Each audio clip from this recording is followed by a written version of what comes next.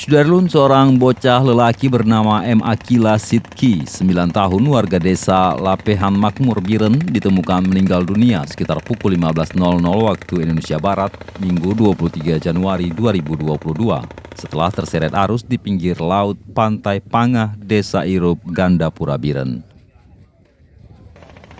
Menurut keterangan dari sejumlah saksi, M. Akila merupakan murid kelas 3 SDIT Khairul Ummah Gandapura Biren. Informasi yang diperoleh Serambion TV, korban pergi ke pantai bersama kedua orang tuanya dan sepupunya yang bernama Dava Azikra. Korban dan sepupunya lantas bermain di pinggir pantai dan pada saat itulah korban terseret arus laut.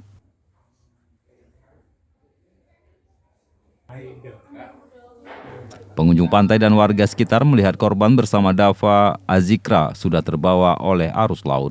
Masyarakat yang melihat dan mengetahui kejadian tersebut langsung berusaha untuk menolong korban.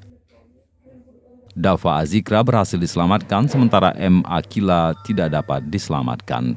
Korban ditemukan tidak jauh dari lokasi kejadian. Korban kemudian dibawa ke Puskesmas Gandapura untuk dilakukan visum.